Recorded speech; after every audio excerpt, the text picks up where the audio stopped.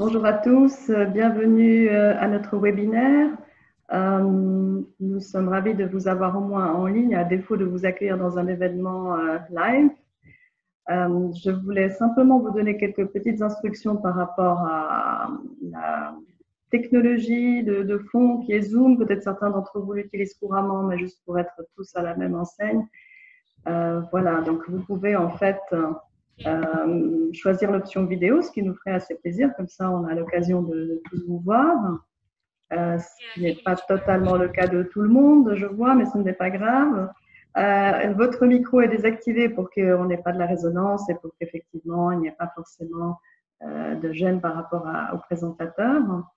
Vous avez posé pratiquement tous des questions durant l'enregistrement, mais en fait, il y a possibilité, bien entendu, de poser les questions soit à la fin. Je vais reprendre les questions que vous avez envoyées, mais vous pouvez aussi lever la main virtuellement et avoir la parole, même durant les présentations, si vous avez de l'intérêt par rapport à cela.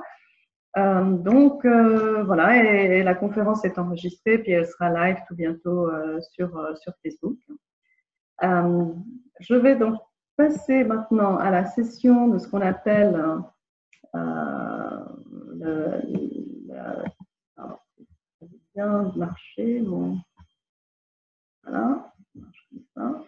Voilà, on va briser la glace virtuellement, donc c'est vraiment le cas de le dire.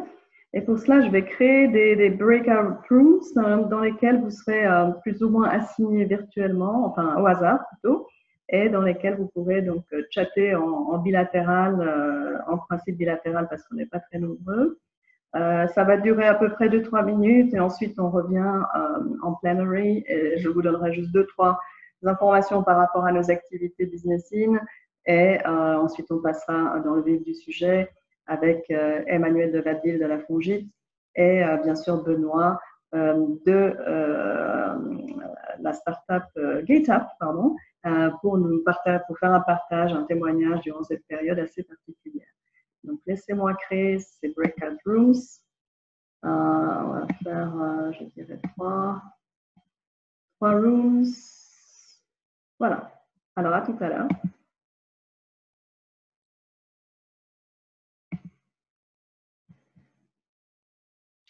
Je mets juste le timing, pardon. Je suis en train de... Bon, là, ils mettent un timing de 30 minutes, donc c'est un petit peu long. Ok, donc je vais arrêter le break-up, je pense, manuellement. Ok.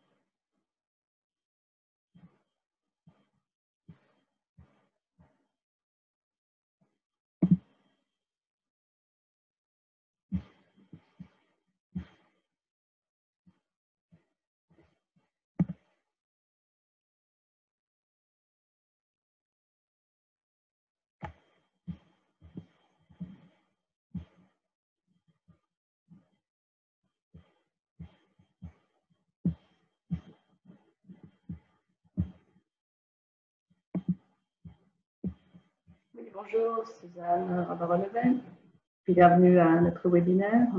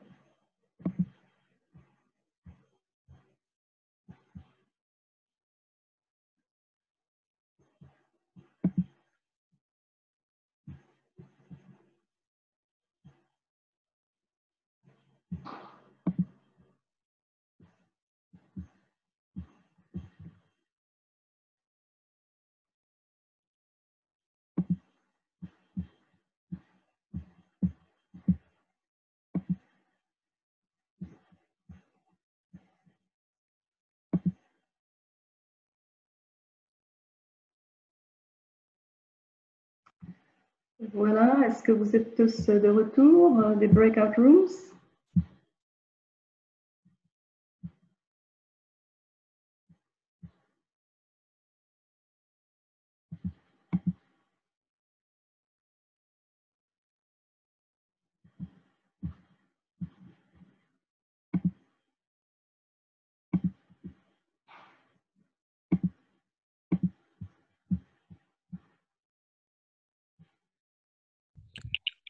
Voilà, vous êtes tous de retour des breakout rooms. Vous avez réussi à connecter un petit peu. Absolument, oui. Excellent. Oui, oui, oui. J'ai pu parler avec Gert et Gia. Gia qui est plus à l'aise en anglais en fait qu'en français, mais qui, je crois, comprend quand même qui comprend le français, mais qui, si elle a des questions, les posera en anglais. Pas de souci. Sorry, it's not in English, but I guess you can ask the questions in English. Parfait, très bien. Permettez-moi de dire quelques mots sur BusinessIn. Mon nom est Suzanne Rabarolevet et avec Alexis Mocli, nous sommes les co-founders de BusinessIn qui se focalisent sur la connexion entre les PME et les acteurs traditionnels et les startups dans des domaines qui sont particulièrement affectés par la digitalisation, qui peuvent être très vastes. Ça peut être le retail, mais également la santé, la nutrition, la construction, et d'autres domaines tels que la finance, par exemple, ou l'industrie des machines. Nous avons un objectif, c'est vraiment de créer de la valeur pour les partenaires connectés avec des axes particuliers qui sont ceux de l'inspiration, de la connexion et de l'impact concret par rapport à nos actes qui sont les suivants, si j'arrive à changer le slide, voilà. C'est d'une part des événements à travers la Suisse romande, donc sur des thématiques qui sont pertinentes d'une région à l'autre, et d'autre part des ateliers que nous souhaitons être de co-création entre les PME dans une optique d'apporter des solutions, en tout cas des pistes de solutions de transformation digitale qui se font suite à un diagnostic de digitalisation. Et nous avons aussi des ateliers plus spécifiques comme par exemple le marketing digital pour tout ce qui est retail et commerce.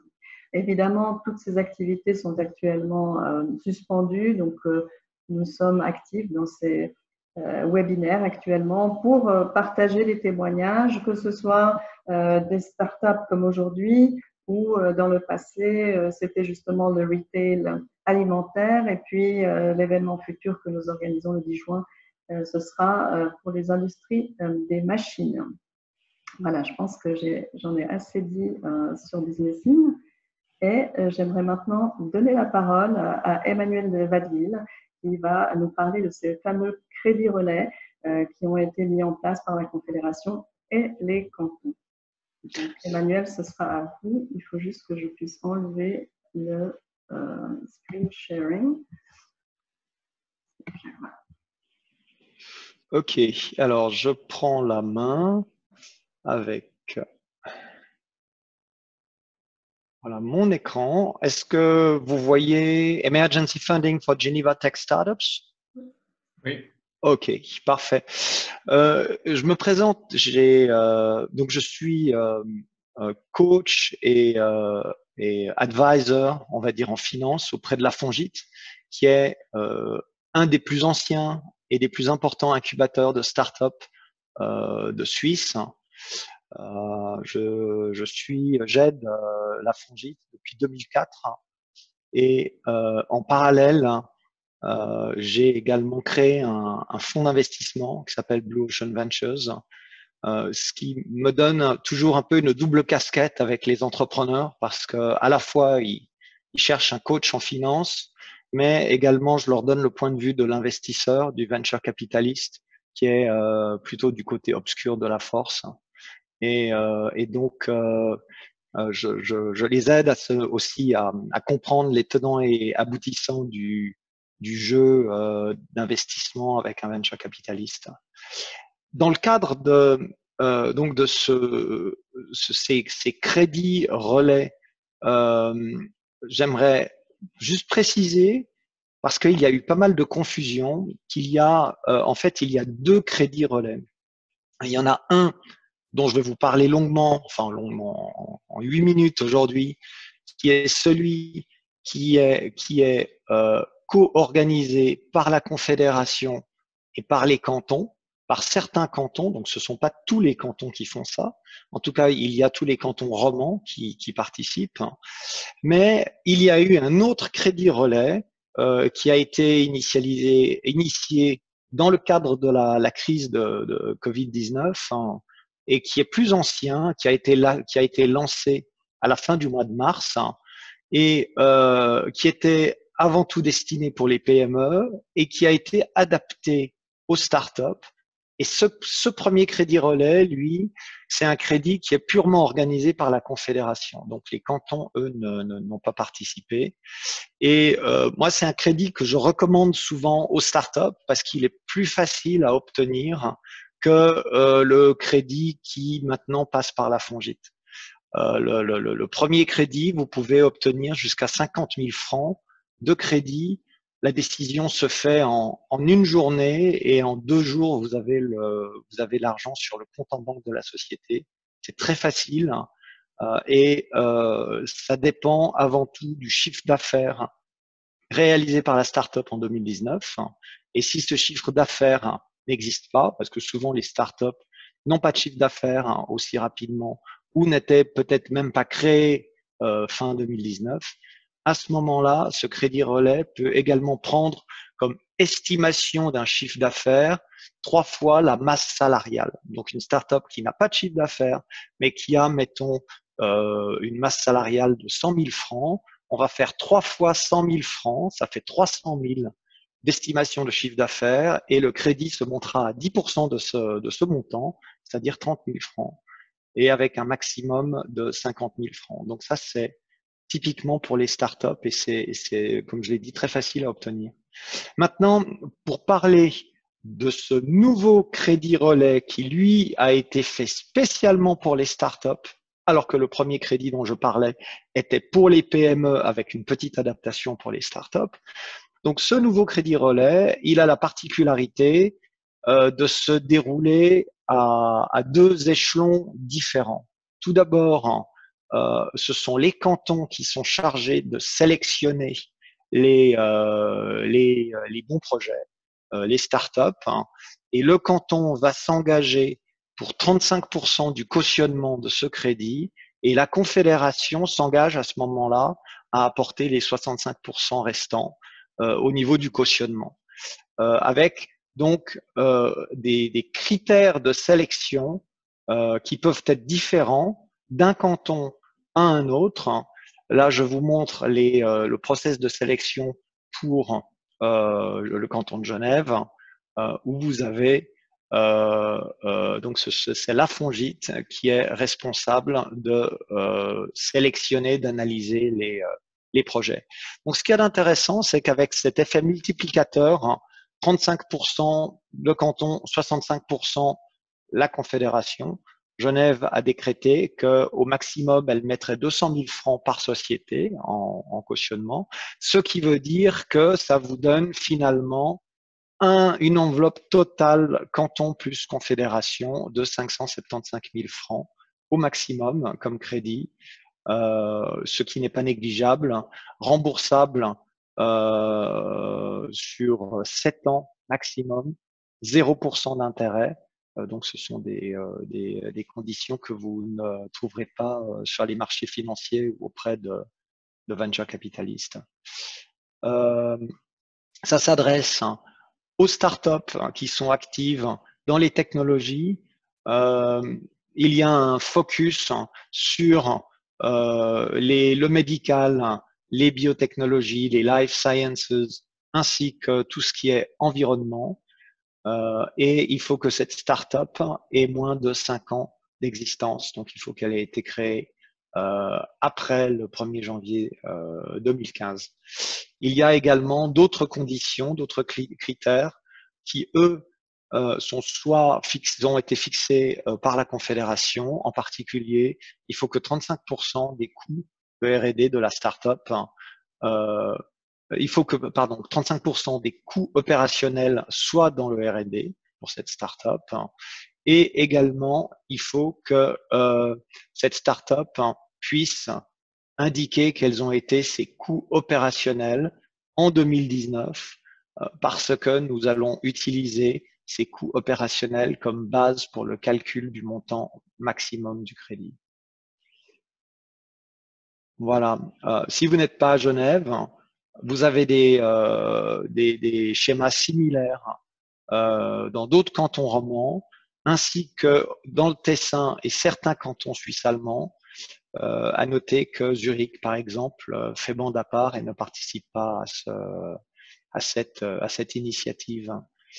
Le plus important, il faut que vous commenciez par vous enregistrer sur ce site easygov.suisse ou alors vous trouvez également sur en suivant ce lien qui est sur le site de la FONGIP, beaucoup d'informations au sujet de ces 2 crédits relais. Voilà Suzanne, j'espère que j'ai pas été trop long. Vous êtes en mute Suzanne, on vous entend pas. Je disais, non, tout va très bien. Merci beaucoup, Emmanuel. Est-ce que vous auriez des questions à ce stade des présentations? Non, eh bien, s'il n'y a pas de questions, on va laisser les questions peut-être à plus tard. Donc, je vais reprendre le sharing du screen, si j'y arrive, parce qu'il y a des choses. Voilà, ici. OK, c'est parfait.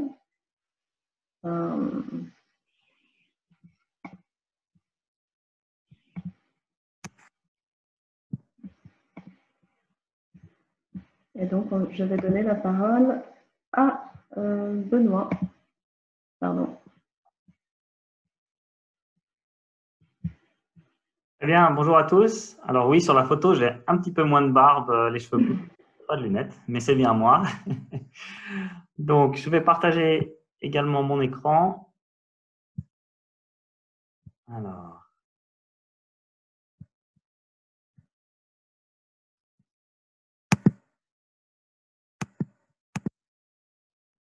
Voilà. J'espère que vous voyez tout. Vous pouvez mettre en plein écran. Ouais. Et voilà. Très bien. Alors, bon, j'ai essayé de trouver un titre un petit peu accrocheur, mais loin de moi dans la présentation l'idée de donner des réponses à tout. Je pense que cette crise, elle nous force à être très modeste. Mais en tant qu'entrepreneur, je pense qu'aussi une des qualités, ou en tout cas une des des skills importantes, c'est l'adaptabilité. Donc, je vais donner un petit peu mon expérience concrète à GateUp ces jours-ci. Et j'ai appelé ça un petit pas pour notre organisation parce que finalement, ça nous demande de nous adapter, mais de manière incrémentale. Et par contre, un grand pas pour le marché parce que ce qu'on peut observer jusqu'à maintenant, c'est des changements très rapides sur l'adoption du digital, sur la réorganisation des priorités, et ce, selon les segments. Donc, je vais donner quelques exemples, sans rentrer dans la confidentialité des partenariats qu'on a en cours, mais voilà. Donc, une petite photo du premier pas sur la Lune qui illustre bien ça. Et puis, je commence avec un petit slide sur GateUp, quand même, pour ceux qui ne nous connaissent pas. Donc, GateUp, c'est une scale-up du canton de Vaud. On a une vingtaine d'employés. On est créé depuis 2013 et on fait des solutions pour l'évaluation de la marche et du mouvement de manière générale qui servent pour le sport et la santé. Donc, vous voyez à quoi ressemble notre capteur. C'est un petit capteur qui se pose sur une personne, qui permet de faire des tests et d'obtenir très rapidement de l'aide au diagnostic pour la maladie de Parkinson, par exemple, ou des personnes qui ont des risques de chute, des personnes âgées, dans l'orthopédie, dans la neurologie. Donc voilà, notre marque de fabrique, c'est un peu la simplicité parce qu'il faut quelque chose qui ne prenne pas plus de temps aux thérapeutes à utiliser et la précision, pas seulement parce qu'on est suisse, mais parce que la technologie se base sur énormément de recherches scientifiques, plus de 400 publications dans le passé. Voilà, donc ça c'est un mot sur GateUp, juste que vous sachiez de qui on parle. Et Gate en anglais, c'est la marche ou la démarche. Voilà, alors très concrètement, qu'est-ce qui a changé dans notre organisation du travail au quotidien? Donc, comme tout le monde en Suisse, mais en Europe et puis désormais de manière globale, on a dû passer très rapidement au télétravail. Ça s'est fait le 15 mars pour nous, ainsi que tout le groupe dont on fait partie, puisqu'on fait partie du groupe MindMaze, qui est une autre start-up suisse. Et puis, il y a eu l'arrêt de l'école, donc il y a eu des enfants. Moi-même, je suis concerné.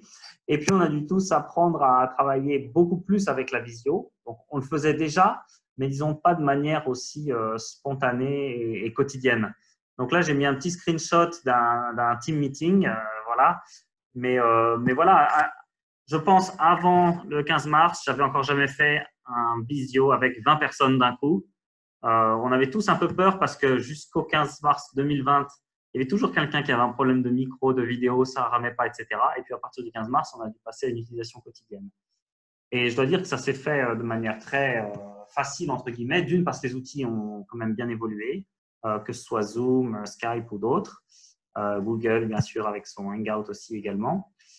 Aussi parce que la génération, nous, on a beaucoup de jeunes, on a beaucoup de gens qui font ça après l'école polytechnique ou des jeunes ingénieurs, etc. Donc, ils ont ça dans le sang, il n'y a aucun souci. Et puis, finalement, même pour les autres, il a fallu s'y mettre, il n'y avait pas le choix.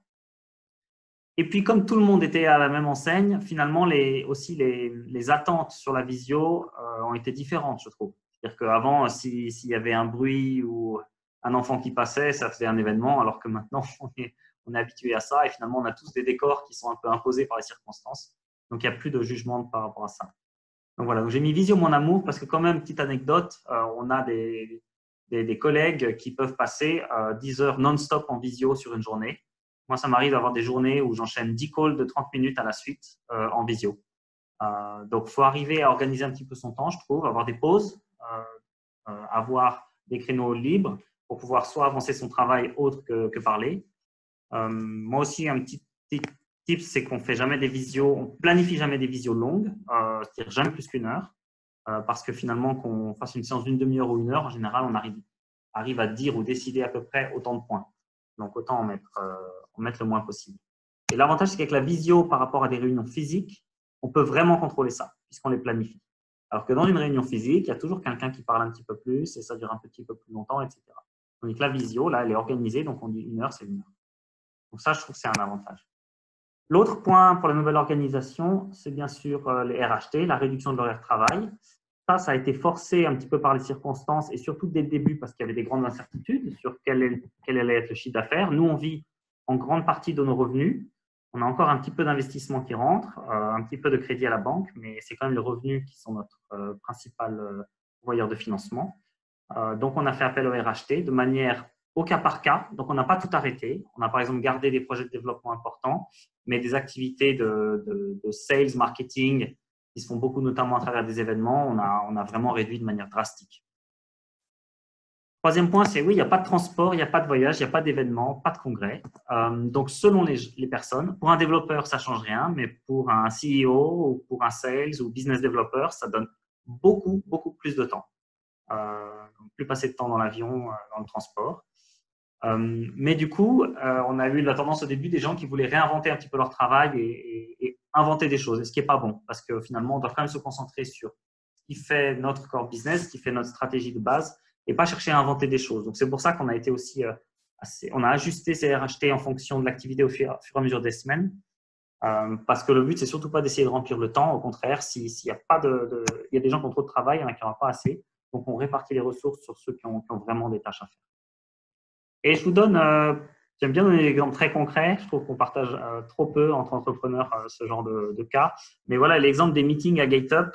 Donc, meeting équipe entière, on le faisait 2 fois à peu près 1h30 par mois.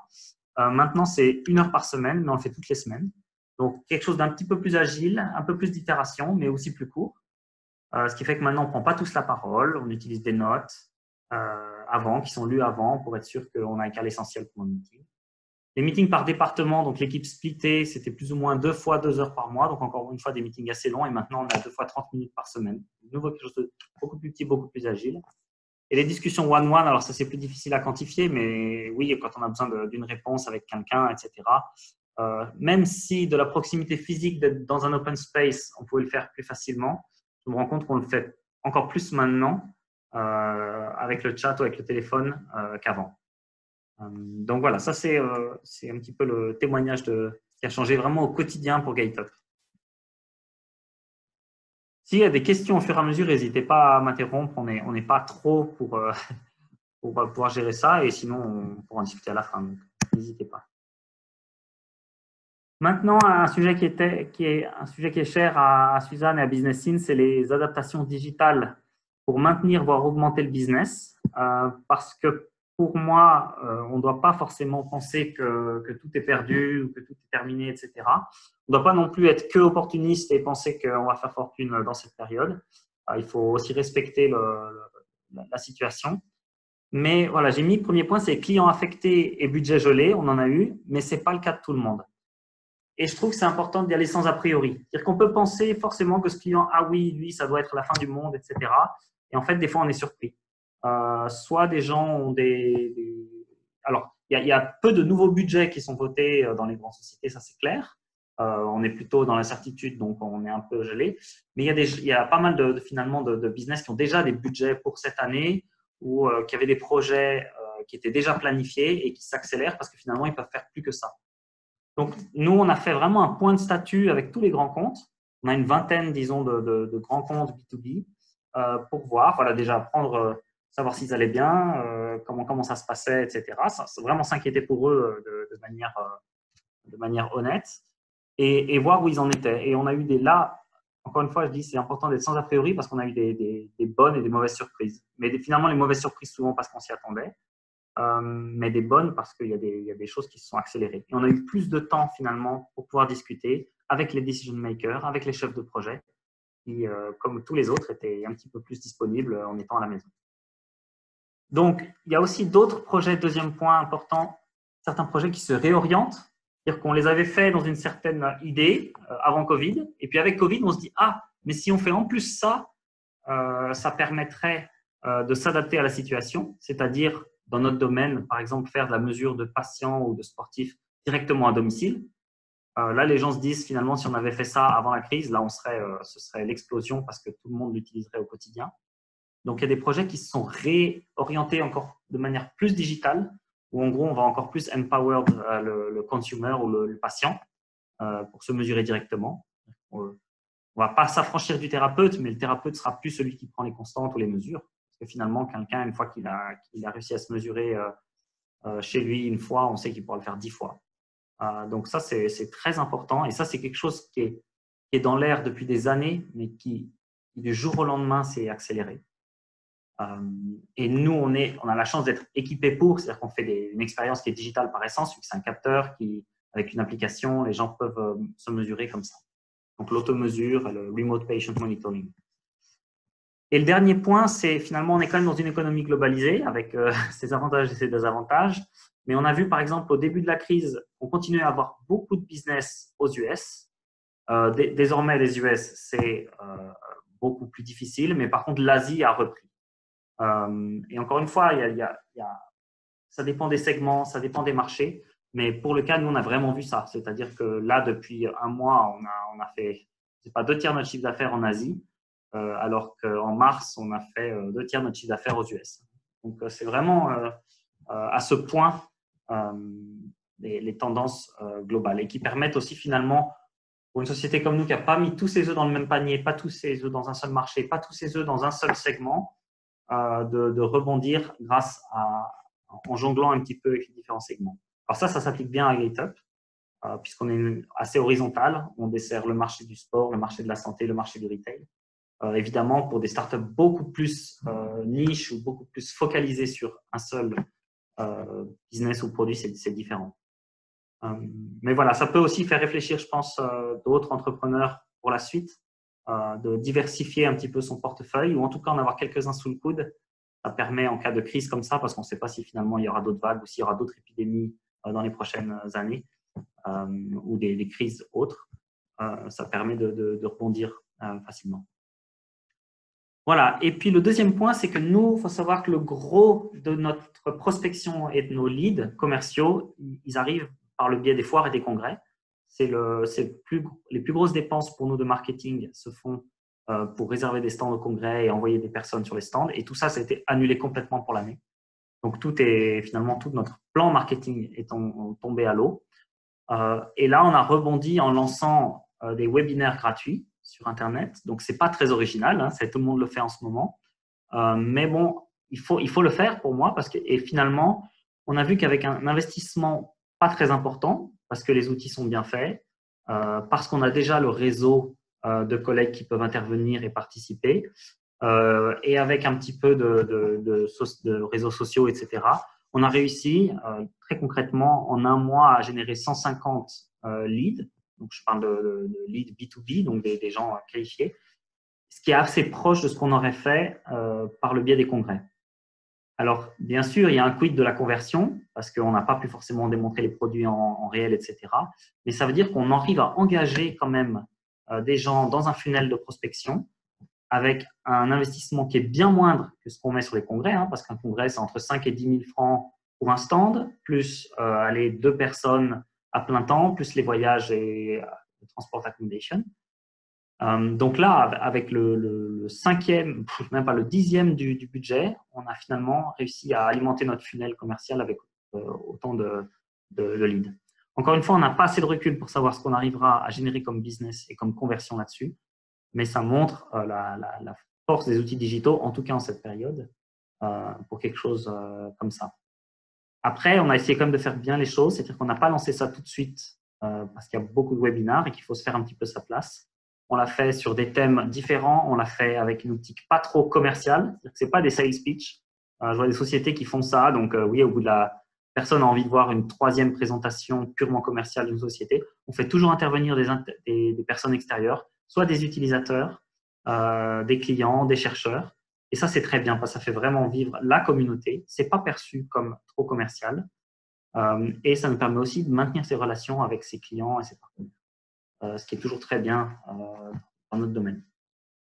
Donc voilà, c'est des adaptations digitales. Encore une fois, on n'a pas de recul forcément, mais ça nous a permis en tout cas de maintenir le sales funnel, voire d'augmenter sur certains points, parce que finalement, en termes de productivité pure et de retour sur investissement qui a été fait, c'est très bon. Voilà. Après, je vais parler un petit peu plus de mon marché, vu que c'est ce qu'on connaît, mais des observations qu'on observe. Encore une fois, qu'est-ce qu'on voit sur les freins à l'adoption qui disparaissent Et je pense que c'est des tendances qui vont s'appliquer à d'autres domaines également, que ce soit l'événementiel, etc.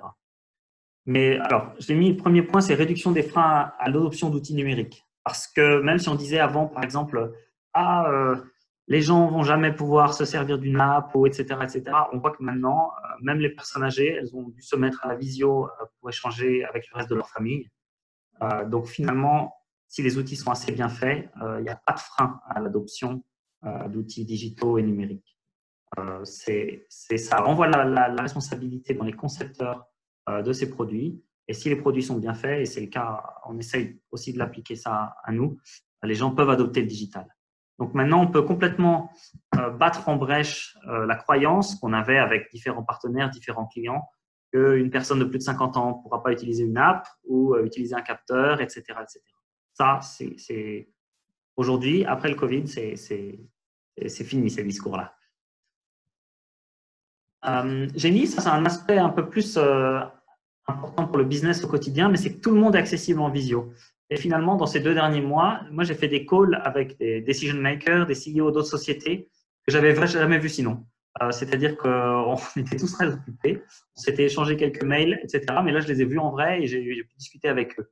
Et ça, je trouve que c'est intéressant aussi parce que finalement, il y a des couches de hiérarchie d'habitude dans les sociétés. Hein, si on veut parler à un médecin, on s'adresse d'abord à sa secrétaire. Et ça, on a, avec la visio et avec le Covid, on a un petit peu aboli. Et quand on est capable de toucher les personnes, on arrive à interagir directement en one-one avec les decision makers ou les directeurs. Et ça c'est très important. Et on n'est pas en phase de levée de fonds en ce moment, mais je suis sûr qu'avec les investisseurs, ça va aussi un petit peu évoluer. Et je suis intéressé d'avoir le témoignage d'Emmanuel là-dessus. S'il voit que ça a changé un petit peu. Il n'y a plus besoin d'organiser un déplacement forcément pour voir un pitch ou le faire par téléphone. Je pense que ça change quand même pas mal. Troisième point, et non des moindres, en tout cas pour nous, c'est que les projets qui étaient jusqu'à maintenant jugés comme exploratoires, d'innovation, avec des mesures de patient à distance, avec le passage par une app, par des structures web, etc., ça devient la priorité. C'est-à-dire qu'avant, c'était toujours le nice to have, c'était le petit truc qu'on faisait à côté du day-to-day routine, mais finalement, quand on pense au pharma, par exemple, je ne dis pas celles qui travaillent sur le vaccin pour le Covid, mais disons, il y en a encore d'autres. Les pharma, elles avaient toujours vraiment le day-to-day, les clinical studies, des drogues qui doivent être mises sur le marché. Ils pensaient toujours à faire du digital healthcare, des companion app. Oui, ça c'est quelque chose, il faudra qu'on le fasse un jour, c'est le long terme, c'est le futur, c'est sûr. Du jour au lendemain, c'est devenu la priorité parce que demain, après-demain, dans un monde où les gens sont peut-être plus confinés, où il y a plus de distance sociale, où ils voyagent moins, on veut pouvoir faire de la santé à distance, du suivi des patients à distance. Donc ça, on a vraiment vu, j'ai plusieurs cas concrets que je ne peux pas divulguer là, bien sûr, mais de partenaires dans le pharma, dans le healthcare, dans le sport, qui mettent tout au-dessus de la pile les projets qu'on discutait depuis quelques mois déjà. Donc ça c'est très intéressant et je pense que ça c'est une grande opportunité pour les startups ou les technologies innovantes dans ces domaines. Enfin, ça, on a parlé un peu plus finalement des gros groupes qui ont des projets d'innovation, mais on voit que les petits acteurs, ils sont aussi forcés, eux, de manière encore plus violente et brutale à s'adapter. C'est-à-dire les magasins de sport de proposer finalement une expérience digitale. On a vu tous, si on voulait finalement quand même consommer certains produits à première nécessité, mais qui étaient importants pour le quotidien.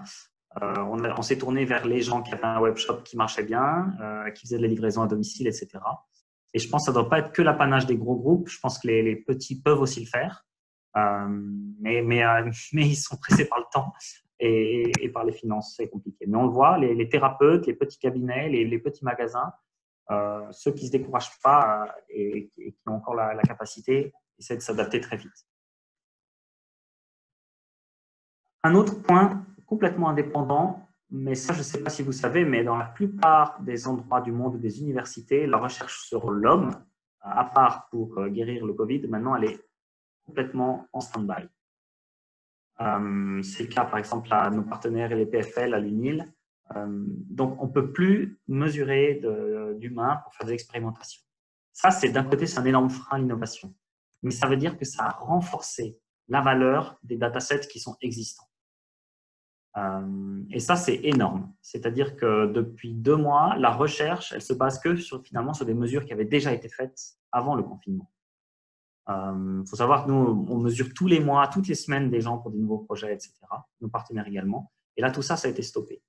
Donc maintenant, on voit de l'appétit, des intérêts pour différents acteurs pour pouvoir utiliser des datasets existants, pour avoir accès à des bases de données existantes, etc. Et ça fait aussi réfléchir sur la valeur finalement des assets en termes de bases de données, etc. Donc nous, à l'agence à GateUp, on a des bases de données très importantes avec des milliers et des milliers de patients et de sportifs.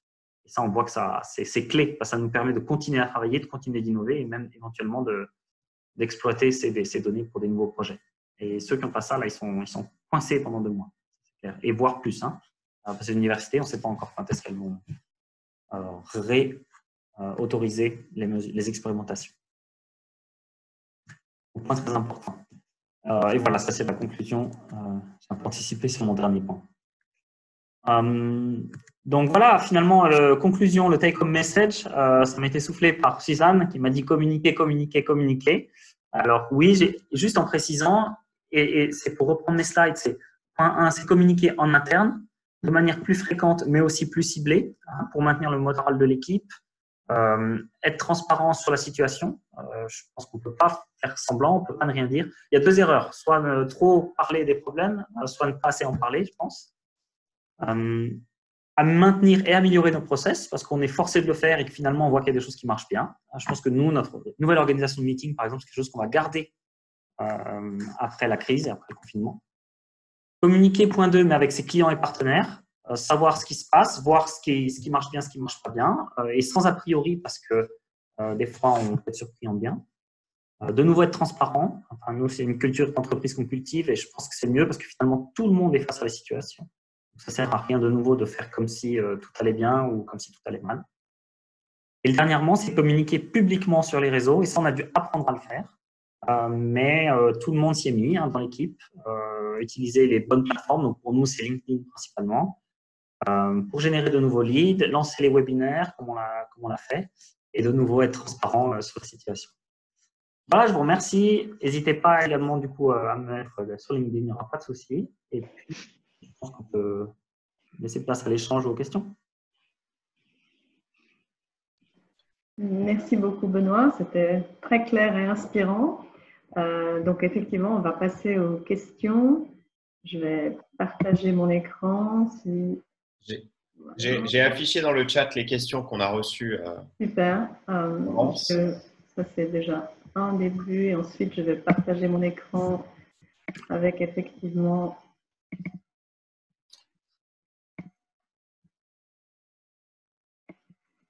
Moi, j'ai peut-être une première question pour lancer les échanges, Benoît.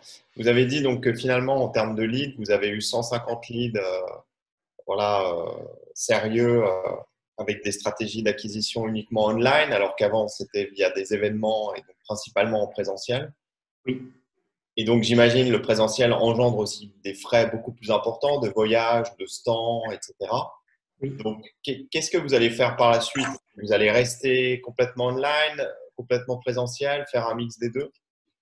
Non, alors j'aime jamais les solutions trop radicales. C'est comme quand on garde le cap d'un bateau, si on tourne à gauche puis qu'on voit qu'on est trop à gauche, aller tout à droite, ça ne résout pas le problème. Il faut essayer d'aller un petit peu tout droit. Donc non, il y a des avantages et des inconvénients. De nouveau, sur le pure online, on ne sait pas comment on va arriver à convertir ces leads parce qu'ils ne peuvent pas toucher le produit, ils ne peuvent pas le voir, il n'y a pas d'échange physique. Ça, c'est un premier désavantage du pure online. L'autre désavantage, c'est aussi en termes d'équipe. Parce qu'un vendeur qui est face à un client, il arrive à sentir beaucoup plus de choses que juste un email qui rentre dans un CRM. Donc, il y a quand même des avantages. Mais par contre, c'est clair qu'on va passer à quelque chose d'hybride. Donc, on réduira un petit peu l'online parce que là, on fait quand même un webinaire par semaine à GateUp.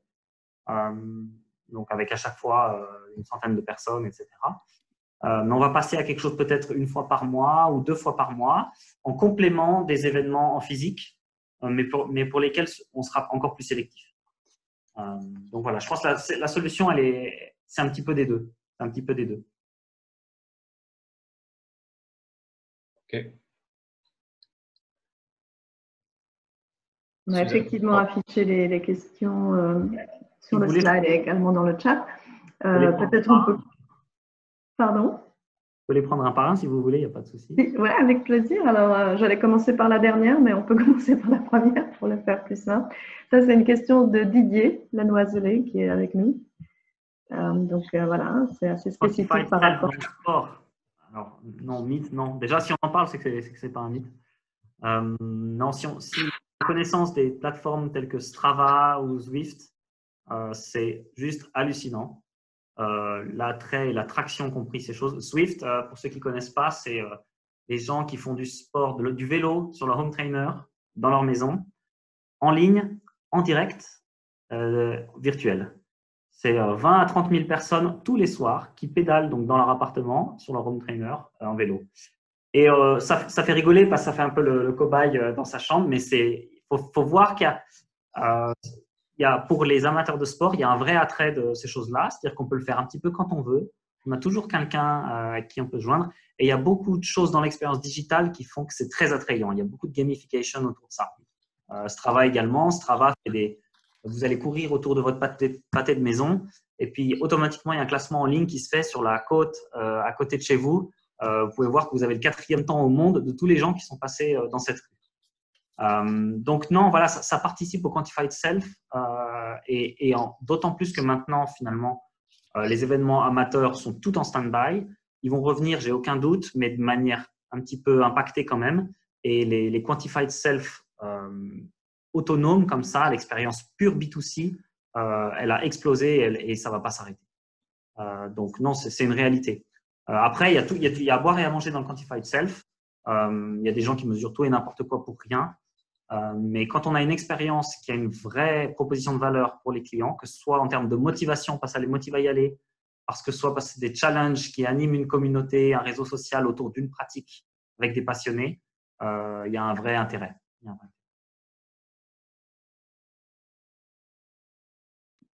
Merci. Alors, on enchaîne avec la question 2.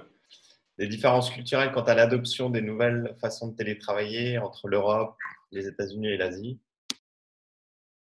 Alors, il y a eu une différence de timing, ça c'est clair. Après, moi, de mon expérience, pas énormément, non.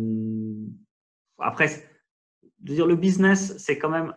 Bien sûr qu'il y a des subtilités et des soft skills qui sont différentes à chaque culture et c'est souvent très apprécié quand on connaît les petites subtilités d'une culture ou l'autre.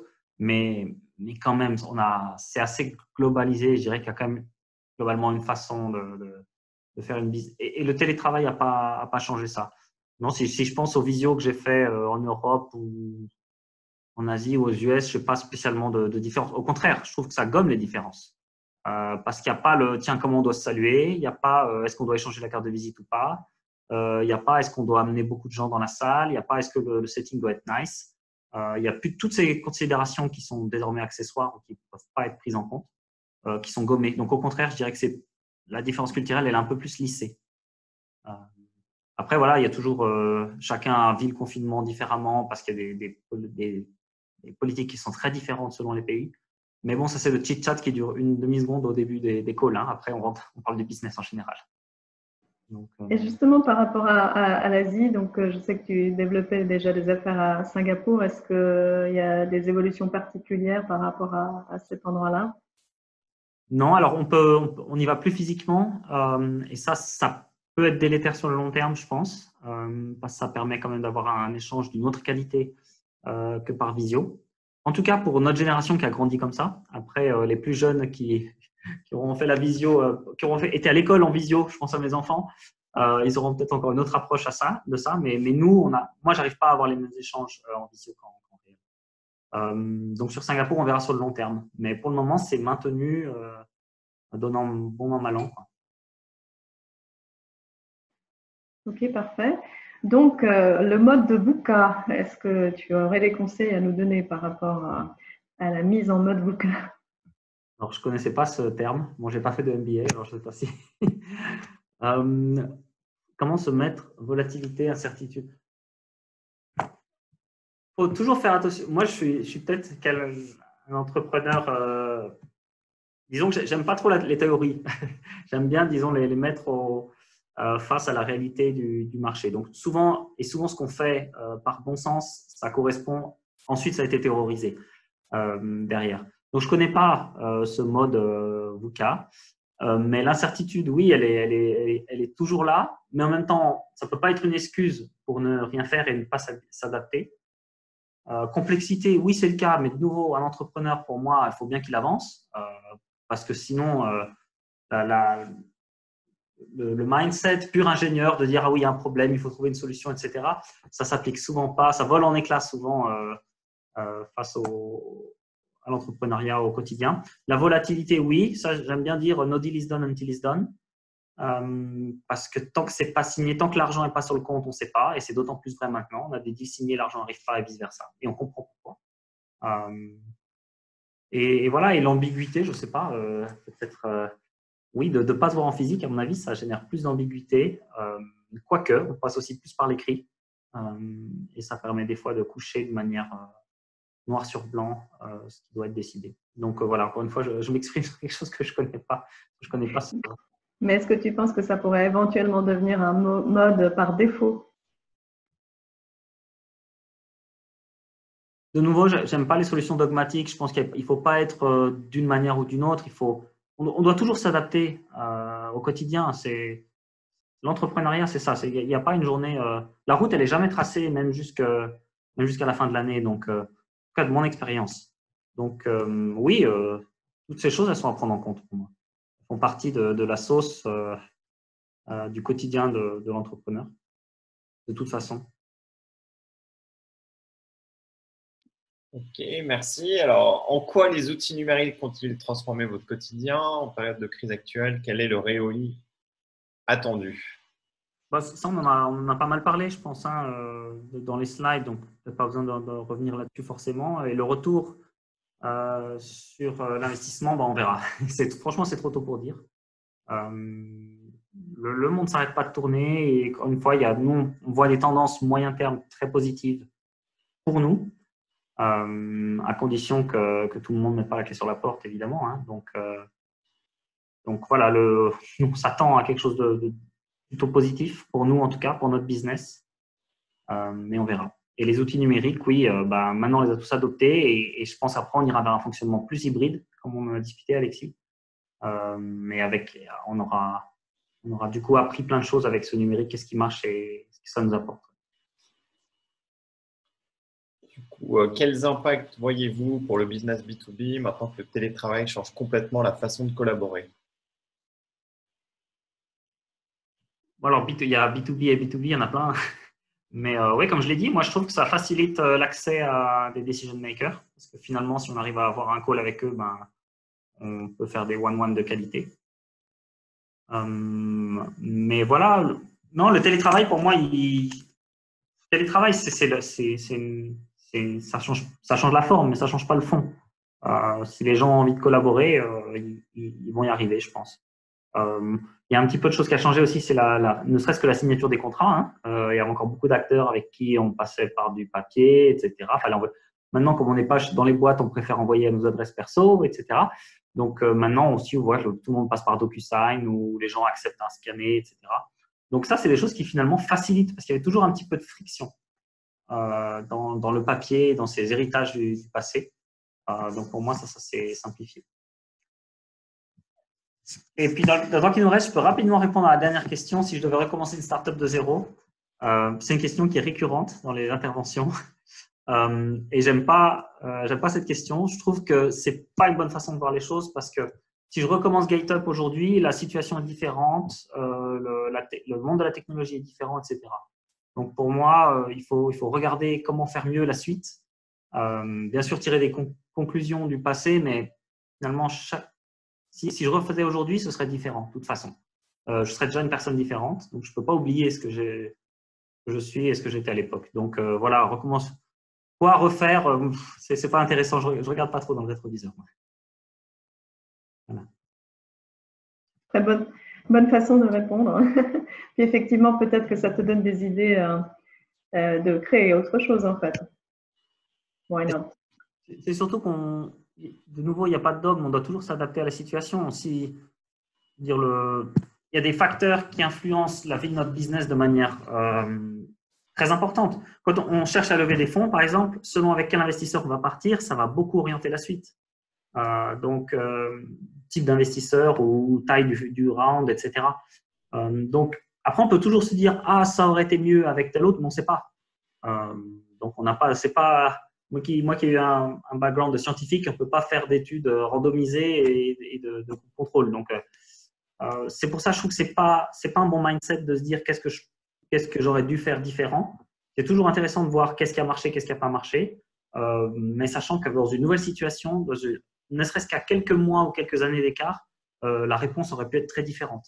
Et quand même, l'entrepreneur, il y a toujours ce petit strike of luck, d'être au bon moment, au bon endroit au bon moment, qui influence énormément nos trajectoires et qui n'est pas prévisible. Donc, voilà, ne serait-ce que, je donne des fois l'exemple de, nous, on a été acheté par MindMaze.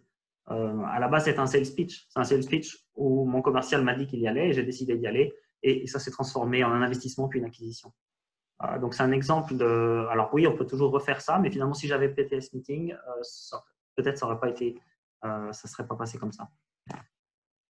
Donc, voilà. Il y a encore une question de Didier Lanoiselet qui nous a quittés. Sur la cybersécurité, la confiance dans les outils US Zoom, par exemple.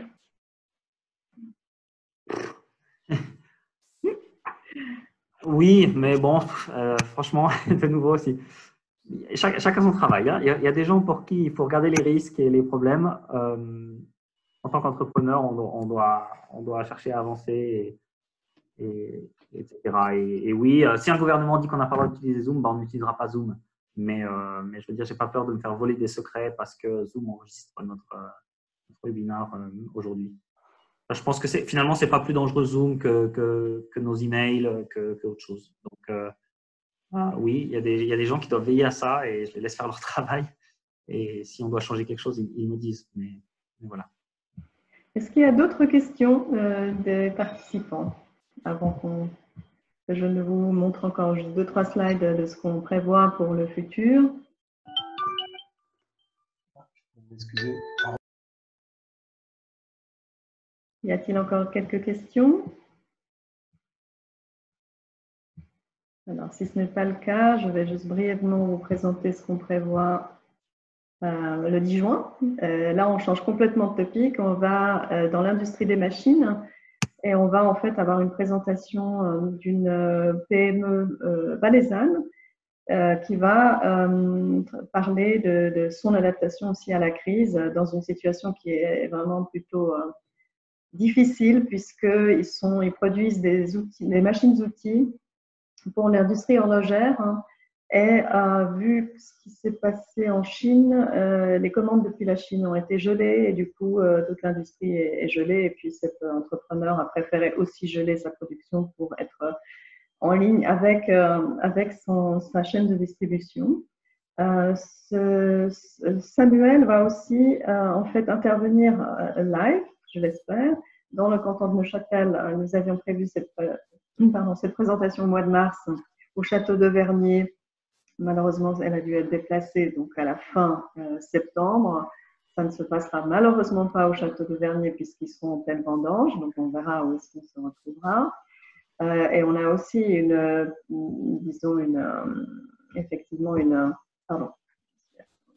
on a une présentation matinale, donc en collaboration avec Digital Switzerland et Impactia, le 15 septembre, cette fois dans le canton du Jura, aussi dans l'industrie des machines avec des outils qui permettent de tailler différents matériaux et qui cette entreprise Eshkenazi en fait est très intéressante. Elle est genevoise, elle montre à quel point justement le digital permet d'être sur tous les fronts, que ce soit e-commerce, mais également effectivement choix des outillages en fonction des matériaux utilisés, de l'épaisseur du matériel, etc. Donc, une digitalisation à fond aussi dans les outils. Voilà. Je pense qu'on va arriver au dernier slide et je me réjouis vraiment de vous retrouver soit virtuellement, soit live. Et d'ici là, prenez soin de vous. Merci à tous. Merci, Suzanne. Merci, au revoir. Et merci surtout aux intervenants, bien sûr. Merci.